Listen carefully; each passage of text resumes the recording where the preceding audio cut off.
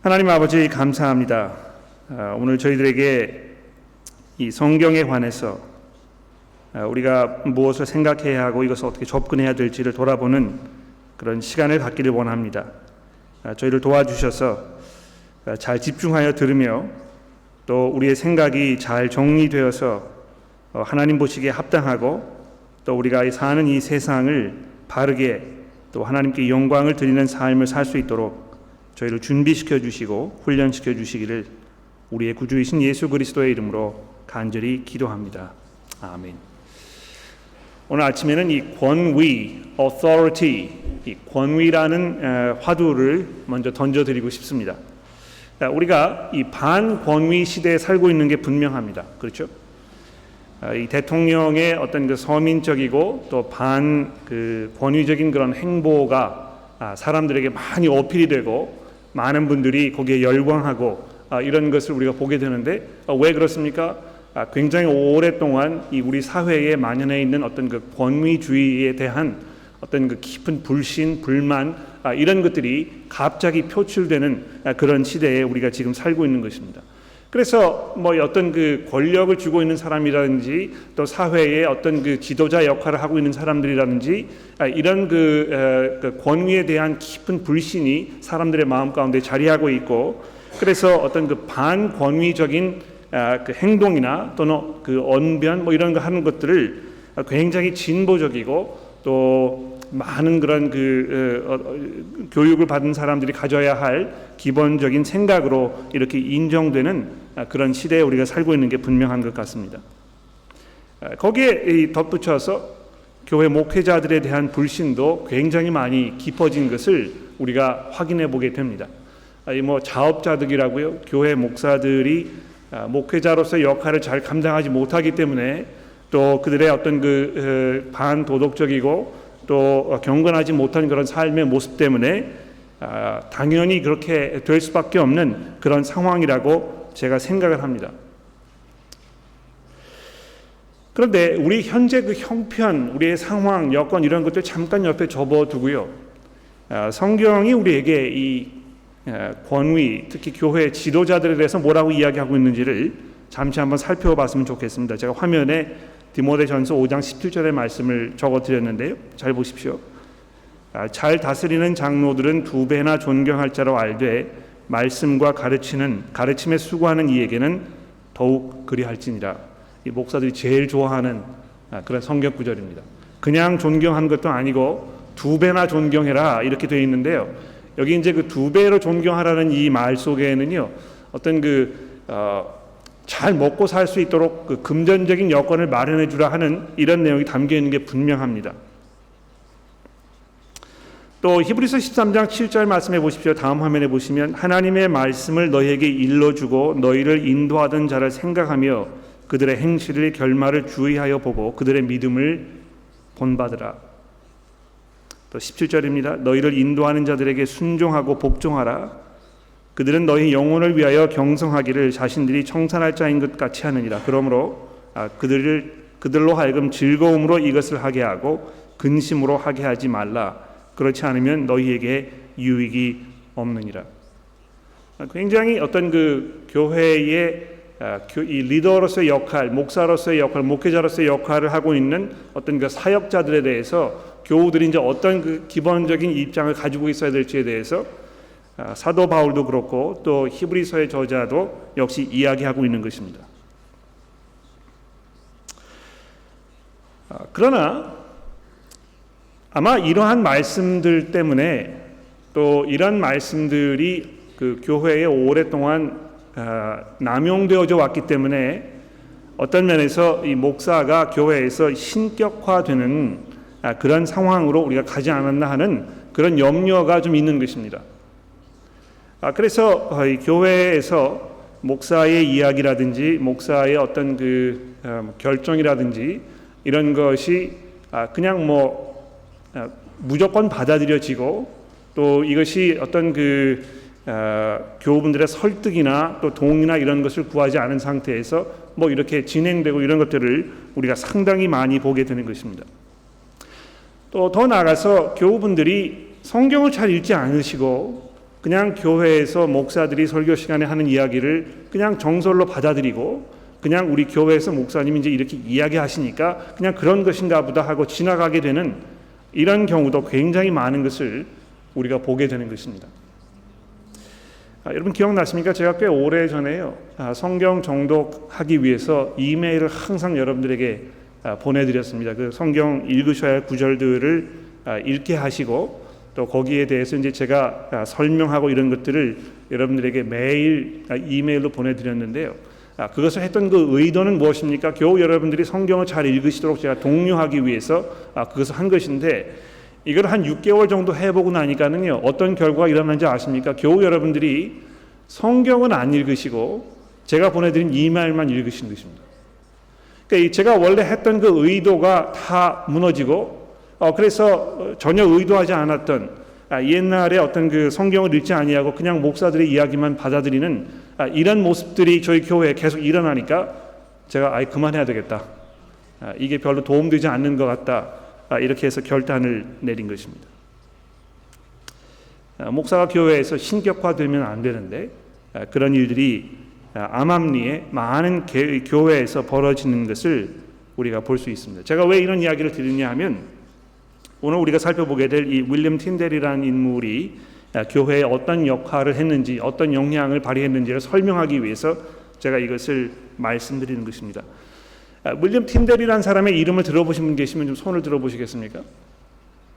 네, 몇 분 안 되시는데 지난주에 살펴봤던 이 토마스 크랜마라는 분의 이름도 굉장히 생소했을 텐데 이 윌리엄 틴델이라는 분의 이름도 많은 분들이 생소하게 생각하실 것입니다. 이분이 이제 1494년 15세기 말에 출생하신 분인데 마틴 루터와 거의 동년배의 분이라고 생각하면 되겠습니다. 루터가 이분보다 한 9년 정도 먼저 태어나셨으니까 거의 동시대를 살았던 그런 사람입니다. 이분이 11살이 되던 때에 옥스퍼드 대학교에 들어가게 되는데요. 제가 지난주에도 말씀드리지 않았습니까? 야, 이 신동이었나 보다. 그래서 그렇게 일찍 대학을 들어갔나 보다 이렇게 생각하실지 모르지만 그 당시에 젊은 아주 나이 어린 어린이들이 이 대학교에 들어가는 일이 그렇게 놀라운 일은 아니었던 것 같습니다. 그런데 이 윌리엄 틴델이 옥스퍼드 대학교에 왜 들어갔느냐 하면 거기 들어가서 성경을 좀 배워보려고 들어간 것입니다. 그런데 들어가서 옥스퍼드 대학교에서 공부를 하면서 그가 느꼈던 점들을 자기가 쓴 편지에다가 이렇게 적어놓은 부분이 있습니다. 다음 화면을 좀 틀어주시면 거기 보십시오. 그들은 8, 9년간 이방인들의 학식을 배우게 하고 자기가 이제 그 옥스퍼드 대학교에서 공부하면서 일어났던 그 일들 이걸 이제 설명하는 것입니다. 8년이나 9년 정도 이방인들의 학식을 배우게 하고 그들의 거짓된 기준으로 마음이 무장되기 전까지는 누구도 성경을 들여보지 못하도록 규정해 놓았으므로 그 누구도 성경을 정확하게 이해할 수 있는 형편이 못 되었다. 이 대학교의 그 학칙이 그랬다는 것입니다. 가지고 있는 어떤 기본적인 교육 방침이 성경을 읽기 이전에 어떤 그 고대 철학자들의 철학이라든지 또 여러 이방 사람들의 어떤 사고 방식이라든지 이런 것을 충분히 습득을 한 후에 그 시선, 그것을 가지고 성경을 바라보도록 이렇게 만들어 놓았다는 것입니다.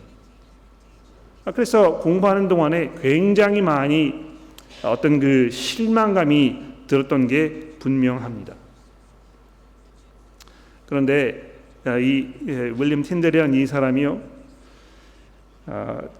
1521년 굉장히 젊은 그런 때였을 것입니다. 그때 루터가 처음으로 독일어 성경을 번역했다는 이야기를 들었습니다.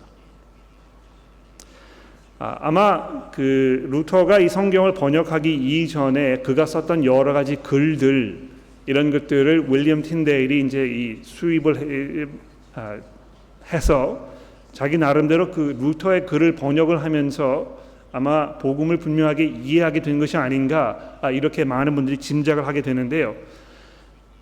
그러다가 이 루터가 성경을 번역했다는 이야기를 들은 윌리엄 틴데일이 굉장한 충격을 받은 것입니다. 그래서 그가 이제 자기도 성경을 번역해야 되겠다. 영어로 내가 성경을 번역해야 되겠다. 이런 마음을 먹고 있었는데요. 그가 가지고 있던 그 마음을 가장 잘 대변하는 굉장히 유명한 일화가 있습니다. 그가 저녁 식사 자리에 그 당시 교회의 어떤 그 중요한 역할을 맡고 있던 사람들과 앉아서 식사를 하고 있었는데, 거기에 어떤 그 학자 한 사람이 루터가 성경을 번역했다는 이야기를 듣고, 우리 이 영국에 있는 교회에서는 하나님의 말씀 성경이 없어졌으면 없어졌지 교황의 그 이야기가 없어져서는 안 되겠다, 그런 그 의견을 표명했단 말입니다. 그런데 그 이야기를 가만히 듣고 있던 윌리엄 틴데일이 이렇게 이야기했습니다. 나는 교황과 그의 모든 규례를 부인합니다. 만일 하나님께서 내 생명을 오랜 시간 동안 지켜주신다면 나는 쟁기를 끄는 소년이 성경을 당신보다 더 많이 알게 되도록 힘쓸 것입니다. 여기 이제 그 쟁기를 끄는 소년이 당신보다 성경을 더 많이 알게 되도록 내가 힘쓸 것이라, 이렇게 하는 이 표현 속에 이 윌리엄 틴데일 이 사람의 깊은 생각이 담겨 있습니다. 네. 공부를 하지 못하고 보잘것없고 힘이 없어 보이는 그 사람에게 내가 성경을 읽도록 가르쳐주고 그에게 성경을 읽을 수 있는 여건과 상황을 마련해 주는 것이 내 삶의 기본적인 목적이라는 것을 이해하게 되었던 것입니다. 그래서 1526년 그가 이제 이 성경을 번역하기 위해서 또 틴데일이 루터의 글을 이렇게 번역하는 것을 교회 사람들이 이제 듣게 되고, 그래서 이 사람을 이제 추격하기 시작하고, 그래서 틴데일이 독일로 이제 망명을 간 것입니다. 거기 그 보름스라는 지역에 들어가서요, 처음으로 이 신약 성경을 영어로 번역하여 영국에 이 밀수입을 하게 되는데요. 아마 하나님께서 이 윌리엄 틴데일이라는 사람을 미리 잘 준비를 시켰던 것 같아요. 이 기록에 의하면 윌리엄 틴데일 이 사람이 영어 이외에도 라틴어, 프랑스어, 독일어, 이태리어, 스페인어, 헬라어, 히브리어, 여기에 아주 능통한 그런 대단한 언어 학자였다는 것입니다. 아마 그 윌리엄 셰익스피어가 영어가 이렇게 아름다운 언어로 만들어지는데 가장 큰 역할을 했다, 이렇게 많이 이야기하시는데, 아마 이 윌리엄 틴데일이라는 이 사람도 영어에 미친 그 막대한 영향력을 우리가 무시할 수 없을 것입니다. 여러분 아마 이렇게 들으시면 굉장히 익숙하고 친숙하게 느껴지는 성경의 여러 표현들이 있을 것입니다. 예를 들어서 Let there be light, 빛이 있으라. 또 Am I my brother's keeper? 가인이 이제 하나님께 아벨에 대해서 이제 이야기하면서 내가 내 그 아우를 돌볼 자이니까 이렇게 이야기했는데요. Am I my brother's keeper? 또 The spirit is willing, but the flesh is weak. 이런 표현들이요, 전부 윌리엄 틴데일이 만들어낸 그 글들입니다.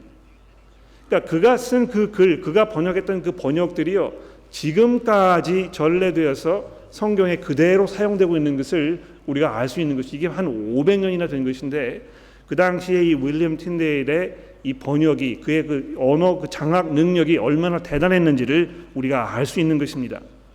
더 나아가서 우리가 잘 알고 있는 여호와라는 단어도 이 윌리엄 틴데일이 만들어낸 단어입니다. 어토인먼트라는 단어가 있죠. 또 파서이버라는 단어가 있죠. 이런 그 모든 단어들은요, 윌리엄 틴데일이 이 성경에 있는 개념들을 아주 분명하고 정확하게 사람들에게 전달해 주기 위해서 그가 만들어낸 단어들이라는 것입니다. 더 나아가서 오랫동안 사용되어 오면서 많은 논란을 불러일으켰던 성경의 여러 단어들이 있습니다. 가령 예를 들어서 그 priest라는 단어가 있죠. 이거 이제 한국에서 이제 사제, 제사장 이런 식으로 이제 번역을 했는데, 이 프리스트라는 말이요, 원래 그 말의 의미가 장로라는 단어입니다. 이게 이제 사제라는 단어가 아니고요, 장로라는 단어입니다. 그래서 이 프리스트라는 단어를 성경에서 없애버리고 그 대신에 엘더라는 단어를 틴데일이 집어넣은 것입니다. 또 천주교회 가면 이제 그 고해 성사를 한다 그래가지고 do penance 이렇게 하죠. 성경에서 하나님께서 그 회개를 종용하실 때 이 그 로마 가톨릭 교회의 그 성경 번역이 penance를 하는 것으로 이렇게 번역을 해 놓았었습니다. 그래서 교회에 가서 신부 앞에서 고와 성사를 하라는 그 말씀으로 이 성경이 이해되도록 번역을 해 놓았다는 것입니다. 틴데일이 그게 아니고 repent다, 이런 여러 가지 단어들을 성경에 집어넣으면서 이 성경의 기본적인 개념들을 회복하게 되었던 것입니다. 자, 그런데요, 틴데일의 이런 그 활동을 아주 그 불만스러운 눈으로 바라보던 영국의 이 가톨릭 교회가 어떻게 했는지 아십니까? 이 카버스 탄스토리라는 그 영국 런던의 주교가 있는데요. 화면에 보시면 뭐 사진이 있습니다만 사진이 아니고 이제 그림이겠죠. 이 사람이 이런 이야기를 했습니다. 수많은 죄의 자녀들, 즉 루터 교리를 주장하는 자들은 그들의 끔찍한 죄악으로 인해 눈이 멀어 진리의 길과 로마 가톨릭의 믿음에서 떠나 신약 성경을 우리의 자국어인 영어로 번역하는 교활한 행동을 취하였다. 이러한 일들은 우리에게 맡겨진 양무리를 독약과 이당적인 교리로 오염시켜 그들의 영혼을 파멸에 이르게 할 것이며 하나님께 죄를 범하는 결과를 가져오게 될 것이 뻔하다. 그래서 이 탄스토리라는 사람이요, 지금 독일에서 밀수입되어 들어오는 모든 성경들을 다 사들여 가지고 그것을 런던에 있는 그 세인트 폴스 카테드럴, 지금도 가면 거기 보실 수 있는데요, 거기다가 성경을 다 쌓아놓고 불을 질러버렸던 것입니다. 그게 한 번이 아니고요, 두 번, 세 번 그런 일들이 있었습니다. 그런 와중에도 윌리엄 틴데일은 성경 번역하는 작업을 포기하지 않았고 1535년 마침내 세 번째 개정판을 발행을 해서 이제 이 판매를 시작하게 되는데 굉장히 중요한 사건이 한 가지 있습니다. 윌리엄 틴데일이 이 세 번째 번역판을요, 그 당시 돈으로 3쉴링 2펜스, 뭐 이 화폐 단위가 잘 정리가 안 돼서 얼마나 이해가 안 되실지 모르겠습니다만 3쉴링 2펜스는 그 당시에 기능공이 일주일을 일하면 벌을 수 있는 돈이었다는 것입니다. 그래서 윌리엄 틴데일의 이 작업으로 인해서 일반 사람들도 성경을 자기 손에 구입하는 것이 가능하게 된 그런 상황으로 가게 될 수 있었다는 것입니다. 윌리엄 틴데일이 좀 더 비싸게 이 성경을 팔 수 있었을 거예요. 또 팔아야 할 필요가 있었을 것입니다.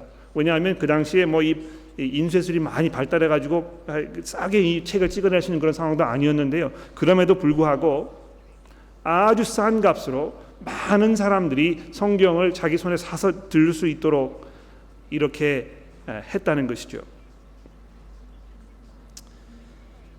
그러나 성경을 번역하던 이 틴데일이 친구의 배반에 의해서 로마 가톨릭 교회에 체포가 된 후에 500일 동안이나 감금되면서 고문을 당하다가 화형을 당했는데요. 화형을 당하는 그 순간에 그가 이렇게 외쳤다 하는 것이 굉장히 유명한 일화입니다. 화형을 당하면서 그가 마지막 내뱉은 말은 Oh God, open the eyes of the King of England. 하나님이여, 영국 왕의 눈을 열어주소서. 이렇게 기도하면서 그가 순교를 했다는 것입니다. 이 틴데일의 생각, 이것을 우리가 조금 살펴보려고 합니다. 틴데일이 어떤 생각을 가지고 있었습니까? 많은 사람들에게,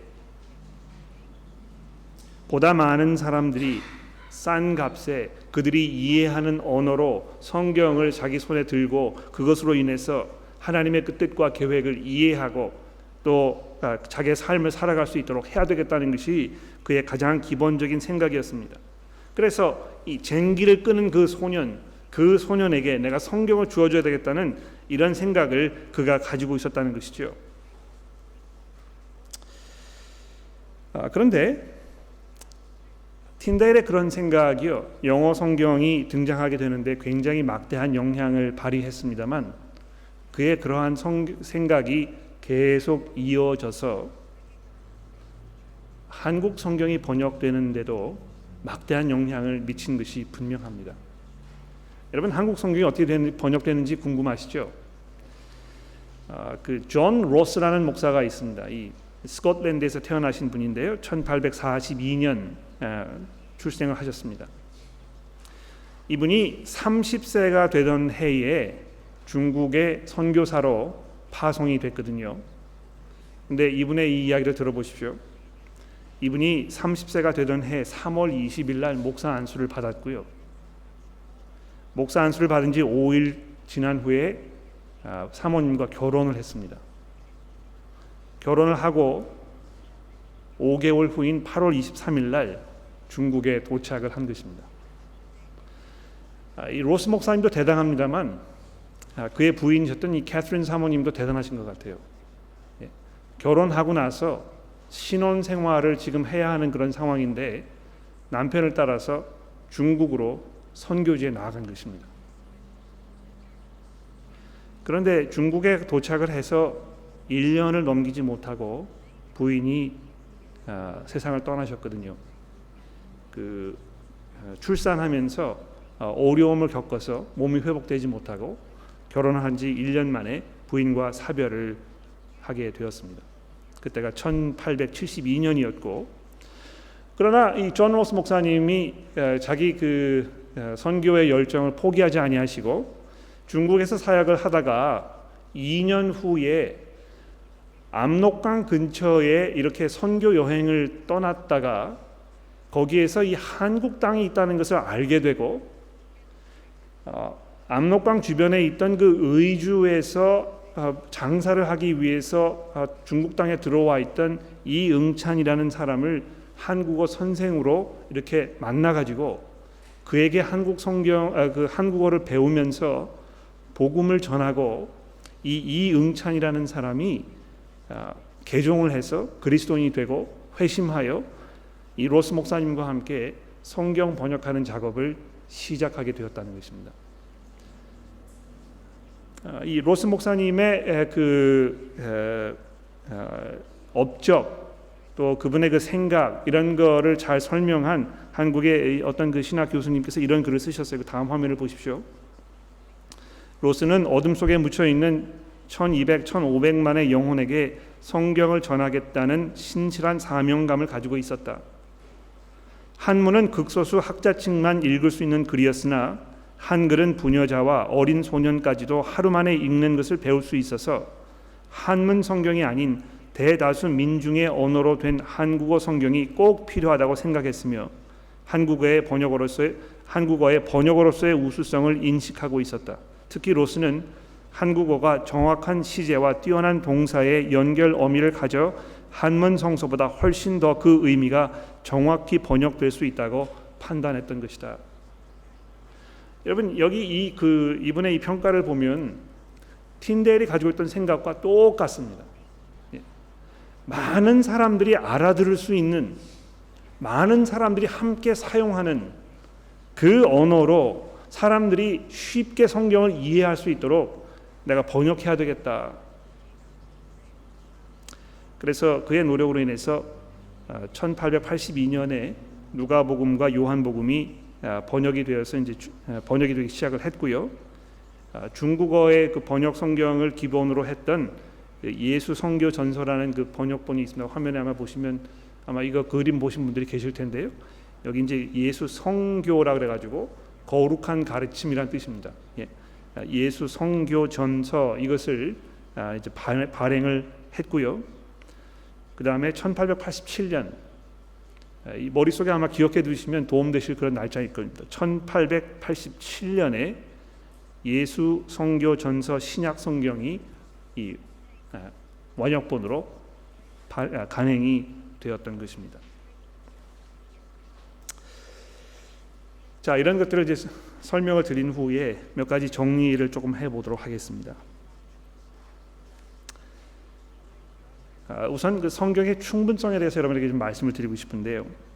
우리가 잘 아는 디모데후서 3장 15절의 말씀을 잠깐 보실까요? 이 화면에 보시면 성경은 능히 너로 하여금 그리스도 예수 안에 있는 믿음으로 말미암아 구원에 이르는 지혜가 있게 하느니라. 모든 성경은 하나님의 감동으로 된 것으로 교훈과 책망과 바르게 함과 의로 교육하기에 유익하니 이는 하나님의 사람으로 온전하게 하며 모든 선한 일을 행할 능력을 갖추게 하려 함이라.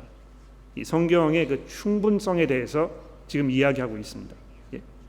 모든 성경이 하나님의 감동으로 되었기 때문에 교훈과 책망과 바르게 함과 의로 교육하기에 충분하다는 것입니다. 그래서 하나님의 사람으로 온전하게 하며 하나님의 사람으로 부족함이 없게 하며 모든 선한 일을 행할 능력을 갖추게 하려 함이라. 그래서 이 성경을 가지고 있으면 우리가 어떻게 살아야 할지, 우리가 어떻게 하나님을 기쁘시게 해야 할지, 우리가 이 세상에서 무엇을 하면서 살아야 할지를 아주 분명하게 가르쳐 줄 수 있는 그 하나님의 말씀이라는 것입니다. 또 이 성경은요, 예수 안에 있는 믿음으로 말미암아 구원에 이르는 지혜가 분명하게 있게 하는 그 하나님의 말씀이라는 것이죠. 그래서 어떤 그 특정한 다른 사람에 의존하지 않아도, 다른 것에 의지하지 않아도 우리가 성경을 가지고 있고 성경을 이해하게 되면 우리가 하나님과 올바른 관계를 풍성하게 누릴 수 있다는 것입니다. 자, 그런데 로마 가톨릭 교회가 사람들에게 무엇을 가르치고 있는지 한번 들어보십시오. 1960년대에 로마 가톨릭 교회가 이 바티칸 공회라는 제2차 공회를 열었습니다. 그들이 지금까지 가지고 있던 어떤 신학적인 견해, 주장 이런 모든 것들을 총정리했던 그런 일들이 이 1500년대에 있었습니다. Council of Trent라고 이제 그래가지고 거기 트렌트 공회 선언문이 있는데요. 그게 이제 1500년에 만들어진 글이거든요. 그것이 500년 동안 계속 그 천주교의 그 공식적인 입장으로 받아들여지다가 1960년대 들어와 가지고 로마 가톨릭 교회가 이거 이제 좀 업데이트를 하고 또 사람들에게 그 교회 입장을 좀 분명하게 설명을 해야 되겠다 하는 의미로 바티칸 2라는 이 공문서를 만들어서 이제 발행을 한 것입니다. 거기에 보시게 되면 성전과 성서의 상호 관계라는 글이 있습니다. 제가 한번 읽어보죠. 곧 그리스도와 성령께서 사도들에게 맡기신 하느님의 말씀은 성전으로 그들의 후계자들에게 온전히 전달되었는데 후계자들은 진리의 성령에게서 빛을 받아 자신의 설교로 그 말씀을 충실히 보존하고 해설하며 널리 전파할 수 있게 되는 것이다. 따라서 교회는 오로지 성서로만 모든 계시 진리에 대한 확실성에 이르게 되는 것은 아니다. 이런 이유로 이 둘은 똑같이 경건한 애정과 존경으로 받아들여지고 공경해야 한다. 아마 이렇게 한번 읽으시면 이게 무슨 말인지 잘 이해가 안 되실 것 같아요. 제가 잘 설명을 드려볼게요. 자, 여기 보시면 성전과 성서라는 표현이 등장합니다. 근데 그 성전 이렇게 이제 들으시면 이게 성경을 말하는 것인가 보다 이렇게 오해하실 수가 있어요. 그래서 제가 그 한자를 적어드렸거든요. 성자는 거룩할 성자고요. 이 전자는요 전할 전자입니다. 그렇죠? 그래서 뭐 전례, 전통 또는 전도할 때 이 전자를 쓰는 것입니다. 이 전자 말고 이제 법전자가 있거든요. 그러니까 그 법전자를 쓰면 성전이라고 쓰면 이 성경을 말하는 것인데 성경을 말하는 것이 아니고 교회 안에 이 전해져 내려오는 그 전통, 전례들 이거를 말하는 것입니다. 그렇죠? 그래서 교회 안에 내려오는 전통과 전례들 이것과 성경 이것의 상호 관계에 대해서 지금 이야기하고 있는 것입니다. 근데 이 상호 관계를 어떻게 설명하고 있습니까? 다시 한번 볼게요. 그리스도와 성령께서 사도들에게 맡기신 하나님의 말씀은 성전으로 그들의 후계자에게 온전히 전달되었다 이렇게 되어 있습니다. 그래서 예수께서 자기가 선택하신 그 사도들에게 성경에 기록되지 않은 다른 말들을 남기셨다는 것입니다. 그리고 그 말들이 교회 안에 전통으로 계속 그 후계자들에게 다음 세대에 계속 전달되어 내려져 왔다는 것이죠. 그런데 이 후계자들은요, 진리의 성령에게서 받은 빛을 받아가지고 자신들의 설교로 그 말씀을 충실하게 보존하고 해설하며 전파할 수 있게 된 것입니다. 자, 이렇게 해가지고 이 교회에서 성직을 맡고 있는 사람들의 그 권위와 그들의 어떤 그 위치, 이런 것이 뭐 하늘까지 급상하게 되는 그런 결과를 초래하게 된 것입니다. 왜냐하면 하나님께서, 예수 그리스도께서 성경에 기록되지 않은 다른 이야기들을 이 성직자들에게 전해주셨기 때문에 성직자들이 그거를 잘 지켜가지고 다음 세대에 보존해서 전달해주고 하니까 그들의 이야기를 잘 들어야 되지 않겠느냐, 이렇게 지금 이야기하고 있는 것입니다. 그래서 여기 아주 충격적인 결론이 지금 나오고 있는데요, 그 다음 화면에 보십시오. 따라서 교회는 오로지 성소로만 모든 계시의 진리에 대한 확실성에 이르게 되는 것은 아니다. 우리가 하나님을 올바로 이해하려면 성경에서 굉장히 많은 도움을 받을 수 있지만 그것만으로 충분하지 않다는 것입니다. 온전하지 않다는 것입니다. 성경에 있는 하나님의 그 말씀의 계시 이외에 교회의 지도자들이 전수해서 전해준 교회의 전통, 이것을 동시에 받아들여야 한다는 것입니다.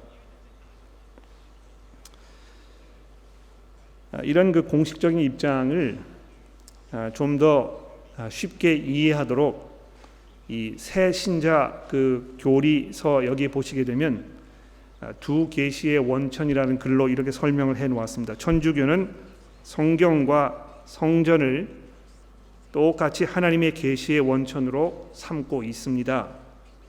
성경은 성령의 영감을 받아 기록된 하나님의 말씀이며 성전은 그리스도와 성령께서 사도들에게 위탁하신 하나님의 말씀입니다.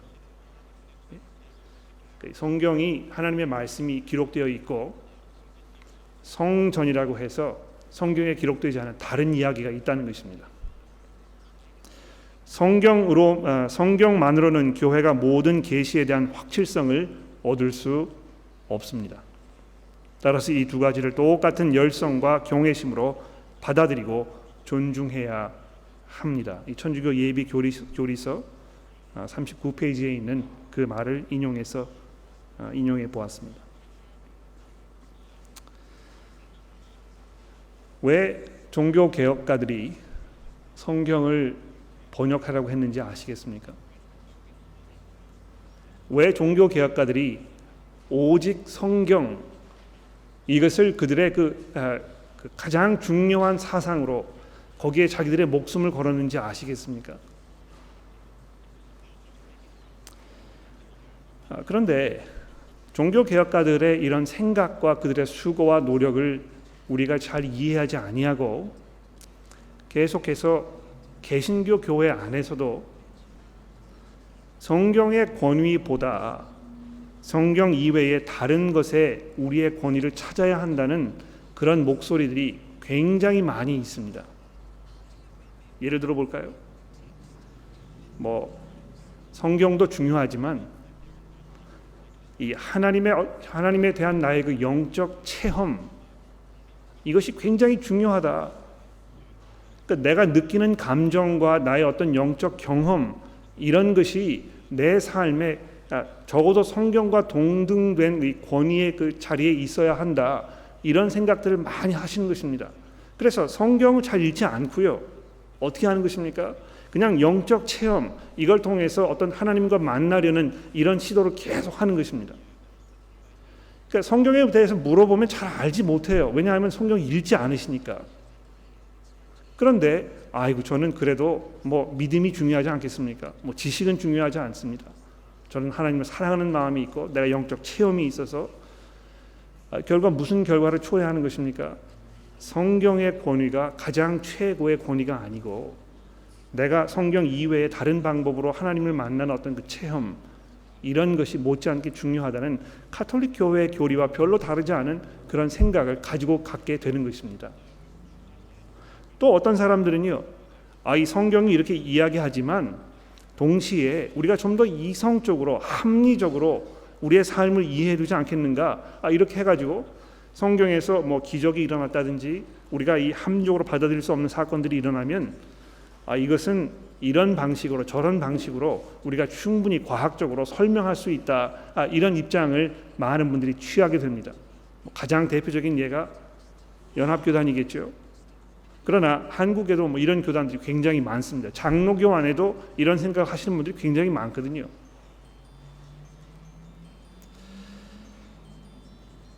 개신교 안에 복음을 믿는다고 하는 교회들 안에도 개신교임에도 불구하고 로마 가톨릭 교회의 그 성직자들에 대한 기본적인 입장을 그대로 가지고 있는 성도들이 굉장히 많습니다.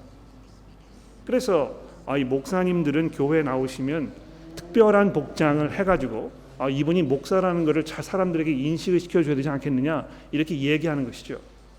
그래서 한동안 뭐 교회에서 목사들이 가운을 입고 나오지 않았습니까? 왜 가운을 입는 것입니까? 성직이기 때문에 그렇다는 것이죠. 내가 성별되었다고 생각하기 때문에 그렇게 하는 것입니다. 그런데 왜 처음에 그 목사들이 가운을 입었는지 아십니까? 종교 개혁을 했을 때요, 목사들이 가운을 입었던 이유는요, 그들의 복장이 교회 안에 앉아 있는 일반 성도들과 별로 구별되지 않게 하기 위해서 일부러 그런 옷을 입게 한 것입니다. 이 종교 개혁가들의 기본적인 입장이 무엇이었냐 하면 성도들과 목사 사이에 큰 구별이 생기지 않도록 일부러 이런 장치들을 마련해 놓은 것이거든요. 그래서 저도 사실 뭐 교회 올 때요, 넥타이를 메고 오는 것이 굉장히 부담스럽습니다. 왠지 아십니까? 저만 넥타이를 메고 있거든요. 그렇지 않습니까? 그래서 제가 오늘 설교 시간에 넥타이를 벗기로 마음을 먹었습니다. 네? 왜 이렇게 하는 것입니까? 여러분과 제가 하나님 안에서 동등된 교인이고 우리가 함께 하나님의 말씀의 권위 아래 있다는 것을 제가 여러분들에게 보여드리고 싶어서 그런 것입니다. 그러니까 앞으로 제가 어떤 그 복장 문제로 여러분과 충돌이 없었으면 그러면 좋겠습니다. 제가 처음 이 교회에 왔을 때 이 교회에 오랫동안 그 신앙생활을 하셨던 많은 호주교회 분들이 저보러 목사가 입는 가운을 입고 목사가 입는 이 덕 칼라를 하고 그렇게 교회를 오셔야 되지 않겠느냐고 얼마나 저를 괴롭혔는지 모릅니다. 제가 그분들에게 이것을 수도 없이 설명을 드렸거든요. 그것이 그런 이유 때문에 만든 것이 아니고 교우분들과 이 성직 사이에 교감을 이루기 위해서 만들어 놓은 장치였다. 그러나 그것을 받아들이지 않으시는 것입니다. 또 교회에서 우리가 질문 시간을 갖는데 왜 질문 시간을 갖는 것입니까? 목사의 이야기가 교회 안에서 어떤 하나님의 말씀에 어떤 그 절대적인 권위를 가지고 있지 않다는 것입니다. 하나님의 말씀이 목사의 설교를 통해서 분명하게 선포가 되면 여러분들은 그 하나님의 말씀에 그 순종하시는 것입니다. 그렇지 않습니까? 설교를 하는 목사도 역시 마찬가지로 하나님의 말씀의 권위에 순종해야 하는 것입니다. 그러므로 우리가 함께 이 설교의 내용에 대해서 생각해보고 이것이 정말 성경에서 이야기하는 것인지 우리가 확인해보고 하는 작업이 그래서 중요한 것이거든요. 세 번째로 대중이 선명하게 이해하도록 이렇게 하는 것이 굉장히 중요합니다. 오늘 아침에 우리가 고린도전서 14장의 말씀을 읽었는데요, 사도 바울이 거기에서 강조하는 바가 무엇입니까? 교회 안에서 방언하지 말라는 것입니다. 여러분 잘 들어보세요. 교회 안에서 방언하지 말라는 것입니다. 방언하는 것 자체가 잘못됐다는 것이 아니고요, 교회 안에 모여 있을 때는 서로 알아들을 수 있는 말을 하라는 것입니다. 왜 그렇습니까? 그렇게 해야 서로를 세워줄 수 있는 것이거든요. 제가 여기에서 뭐 중국어라든지 또 프랑스어라든지 이런 말로 계속 이야기한다고 생각해 보십시오. 여러분이 거기 앉으셔가지고 멍하니 먼 산을 바라보시면서 얼마나 지루하시겠습니까? 여러분들에게 아무런 도움되지 않는 것이거든요. 교회 안에서 방언을 이야기하면 방언을 할 수 있는 사람이 있으면 아무런 문제가 되지 않지만, 누구도 그가 무슨 이야기를 하는지 알아들을 수 없는 상태에 있다면 방언을 하시는 분들은 교회에서 방언을 하지 말으셔야 하는 것입니다. 왜 그렇습니까? 모든 사람들이 알아들어야 하기 때문에 그런 것입니다. 그래서 이 성경 번역본의 문제도 우리가 깊이 한번 생각해 봐야 될 거라고 저는 확신을 합니다. 저희가 지금 개역 개정 성경을 사용하고 있는데요. 사실 개역 개정 성경이 별로 그렇게 현대적이지 않습니다. 대중들이 쉽게 받아들이고 이해할 수 있는 그런 번역은 아니라는 것입니다. 그런데 이 개역 개정을 고집하는 이유는 그 말투가 굉장히 이 성스럽게 느껴지고 어떤 고어체로 되어 있고, 그래서 성경이라는 책은 어떤 그런 그 품위를 지키고 있어야 되지 않겠느냐, 이런 이유 때문에 그것을 고집하는 것이거든요. 그러나 틴데일이라든지 로스 목사라든지 종교 개혁가들이 가지고 있던 기본적인 생각과 전혀 동떨어진 이런 아이디어라는 것입니다. 그래서 제가 여러분 성경을 사용하실 때 이 개역 개정과 또 새 번역이라는 그것이 동시에 들어있는 이 대조 성경을 사용하도록 제가 권해드리고 있는데요. 그렇게 해보십시오. 아마 그게 더 도움되실 것입니다. 이 문제는 좀 더 나아가서 설교하는 이 목사가 어떻게 설교를 해야 할지, 또 교회에서 부르는 그 찬송가들이 어떻게 되어야 할지, 소위 말하는 그 성가대가 부르는 이 성가곡들이 어떤 곡이어야 할지에 대해서 굉장히 많은 것을 우리에게 생각하게 만듭니다. 목사가 앞에서 교우분들이 알아들을 수 없는 말로, 또 앞뒤가 맞지 않는 말로, 이런 말로, 장황한 말로 계속 설교를 하면 교우분들에게 아무런 도움이 되지 않을 것입니다.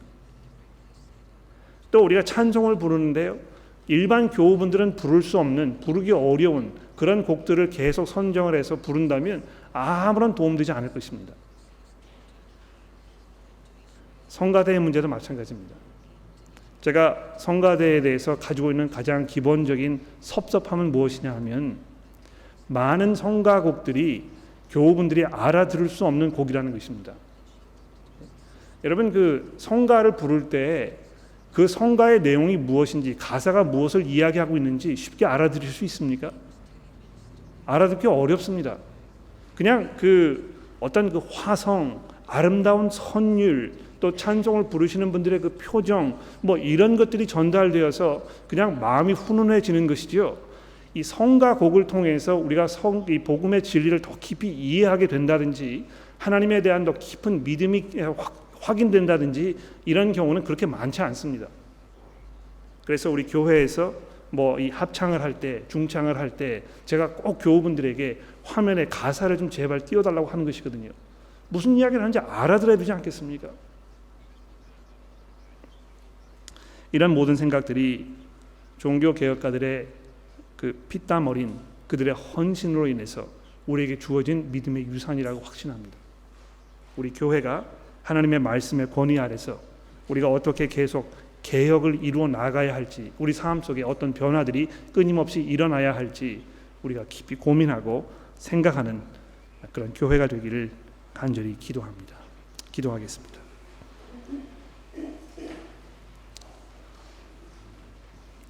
하나님 아버지, 감사합니다.